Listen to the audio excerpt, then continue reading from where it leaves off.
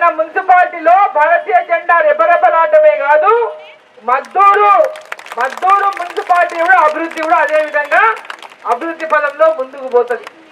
ఎందుకంటే ఇది కొత్తగా మున్సిపాలిటీ అయింది, మద్దూరు. ఈ కొత్త మున్సిపాలిటీలో అభివృద్ధి జరగాలంటే పెద్ద ఎత్తున నిధులు వస్తే తప్ప అభివృద్ధి ముందుకు పోదు.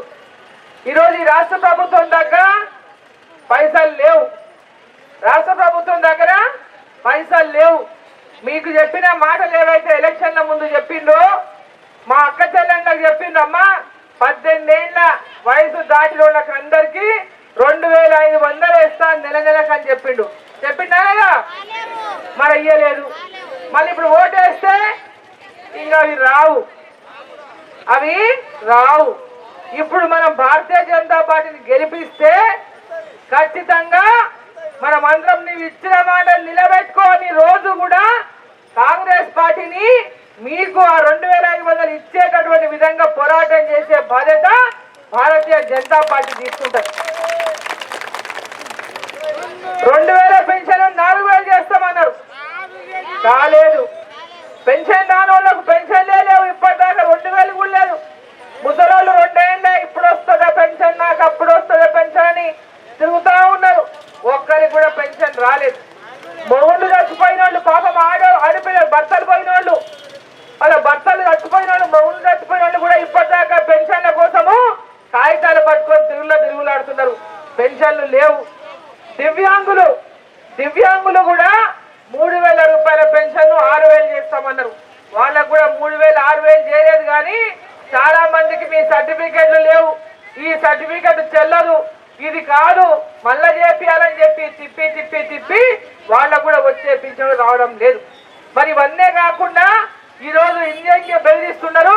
ఇందిరమ్మ ఇండ్లు రావాలంటే కాంగ్రెస్ పార్టీకి ఓటేసారు. ఆ ఇండ్ల కోసమే గెలిపించినారు. ఇంకా ఎన్నిసార్లు గెలిపారు ఒకటే ఇంటి కోసం? ఆ ఇండ్లే ఇయ్యలేదు.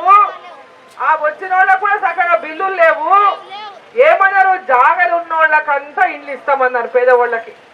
జాగలు లేని వాళ్ళకు జాగలు ఇస్తామన్నారు, ఇల్లు కట్టుకొని. ఇంకే జాగ ఇచ్చి ఇల్లు ఇస్తామన్నారు. మరి జాగలు ఇచ్చిండ్రా? ఇల్లు ఇచ్చిండ్రా? అందరికి ఇల్లు వచ్చినాయా? మరి వాళ్ళకు ఓటు ఎందుకు వేయాలి? ఆడ 10 ఇండ్లు ఈడ 10 ఇండ్లు ఇచ్చి ఆశ పెట్టి మళ్ళా ఓట్లు వేయించుకునే ప్రయత్నం చేస్తున్నారు. పేదవాళ్ళు ఏం చేస్తారు? ఇవమ్మా అలా ఇల్లు కట్టిస్తున్నా చూడు, నీకు ఇల్లు రావాలన్నా మాకు ఓటై ఇల్లు వస్తుంది అంటారు. సర్పంచ్ ఎలక్షన్లు అదే చెప్తారు, మున్సిపాలిటీ ఎలక్షన్లు అదే చెప్తారు. రేపు ఎంపీపీ ఎలక్షన్ వచ్చినా, రేపు ఎంపీటీసీ వచ్చినా, జెడ్పీటీసీ వచ్చినా మళ్ళీ ఇదే చెప్తారు. మీరు 5 ఏళ్ల కోసం వాళ్ళకి ఓటేసి గెలిపించారు, అవునా లేదా? 5 ఏళ్ళు రేవంత్ రెడ్డి ఎమ్మెల్యే ఉండాలి, ముఖ్యమంత్రి అయితే మాకంతా బాగా అవుతుందని ఓట్లేసి గెలిపించినారు. మరి 5 ఏళ్ళలో 2 ఏళ్ళు దాటిపోయింది, ఇంకా 2 ఏళ్ల కంటే ఎక్కువ సమయమే లేదు. రేవంత్ రెడ్డి గారు ఏం చెప్తున్నారు? పైసలే లేవు మా దగ్గర. రాష్ట్ర ప్రభుత్వం ఖజానా అంతా బీఆర్ఎస్ పార్టీ ఖాళీ చేసిపోయింది, కేసీఆర్ ఖాళీ చేసిపోయిండు, అప్పుల పాలు చేసిపోయిండు, అవినీతి చేసిపోయిండు, లక్షల కోట్లు దోసుకపోయిండు అనేటటువంటి మాట చెప్పి ఇవాళ చెప్తున్నారు. ఓట్లప్పుడు ఏం చెప్పిండు? మేము పేదోళ్ళకంతా 18 ఏళ్ళు నిండితే 2500 ఇస్తాం, పెళ్లి అయితే ఆడపిల్లకు 1,00,000 రూపాయలు తులం బంగారం ఇస్తాం, 2000 పెన్షన్ 4000 చేస్తాం, 3000 దివ్యాంగుల పెన్షన్ 6000 చేస్తాం.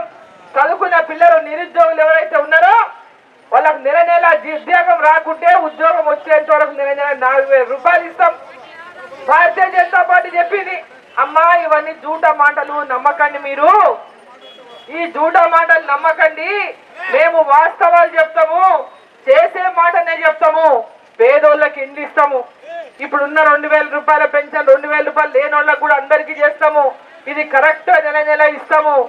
పిల్లలకు మంచి చదువులు విద్య ఇస్తాము, మంచి ఆసుపత్రిలో పేదవాళ్లకు సేవలు అందిస్తాము, పేదవాళ్లకు బియ్యం ఇస్తాము, ఇవన్నీ రోడ్లు వేపిస్తాము, ఊర్లలో అభివృద్ధి చేస్తాము, మహిళా సంఘాలకు మంచిగా లోన్లు ఇప్పిస్తాము, చిన్న వ్యాపారాలు చేసుకునే వాళ్ళకు లోన్లు ఇప్పిస్తాము, పెద్ద పెద్ద పెద్ద ఎదగడానికి వాళ్ళకు కూడా సహకారం బ్యాంకులలో రుణాలు ఇప్పిస్తాము.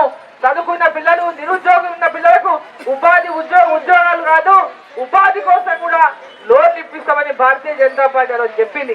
కానీ ఎవరు నమ్మలే. నిజం చెప్తే ఎవరు నమ్మలే. అబద్ధాలు చెప్పేటోళ్ళని నమ్మిండ్రు, మోసాలు చేసేటోళ్ళని నమ్మి ఓట్లేసారు. ఇవాళ నరేంద్ర మోదీ గారు పేదల పెన్నిది. ఒక పేద ఇంటి నుంచి వచ్చినటువంటి బిడ్డ నరేంద్ర మోదీ. ఆ పేద ఇంటి నుంచి వచ్చిన బిడ్డకు పేదల కష్టం తెలిసినాడు, పేదరికాన్ని అనుభవించినాడు కాబట్టే ప్రజలని మోసం చేయరాదు, మనం ఏం చేయగలుగుతామే అని చెప్పాలని చెప్పి అనే హామీలు ఇచ్చి రైతులకు ఎరువులో తక్కువ సబ్సిడీ కింద తక్కువ ధరకు ఎరువులు ఇచ్చిండు. రైతులకి ఎలాంటి హామీ ఇవ్వకుండానే సంవత్సరానికి 3 సార్లు 2,000 లెక్క 6,000 ఇచ్చిండు. పేదవాళ్ళకి అందరికీ ఫ్రీ బియ్యం ఇచ్చిండు. కరోనా టైంలో ఫ్రీ వ్యాక్సిన్ వేపించిండు. వాళ్ళ ప్రాణాలు కాపాడిండు. ఈ రోజు పేదలకు మహిళా సంఘాలకు పెద్ద ఎత్తున రుణాలు అందిస్తున్నాడు. చిన్న ఈ బండ్ల మీద కూరగాయలు అమ్ముకునేటోళ్ళు కానీ, పండ్ల మీద పండ్లు అమ్ముకునేటోళ్ళు కానీ, చిన్న దుకాణాలు పెట్టుకునేటోళ్ళకి కానీ కుల మత భేదం లేకుండా ఈ మతము ఆ మతం అని, ఈ కులము ఆ కులం అని భేదం లేకుండా ప్రతి ఒక్కరికి బ్యాంకులలో తక్కువ వడ్డీకి రుణాలు ఇప్పించిండు. దేశాలకు మన దేశం ద్వారా ఇక్కడ నుంచి వస్తువులు పంపేటటువంటి పరిస్థితికి భారతదేశం చేరుకోవాలంటే ప్రతి ఒక్కరు చదువుకోవాలి. ప్రతి ఒక్కరు ఉపాధి అవకాశాలు రావడానికి ఒక స్కిల్ డెవలప్మెంట్ ట్రైనింగ్ కానీ ఈరోజు ప్రోగ్రాంలు చేసి పెద్ద ఎత్తున నరేంద్ర మోదీ గారు ఒక ప్రణాళికాబద్ధంగా భారతదేశాన్ని ముందుకు తీసుకుపోతున్నారు.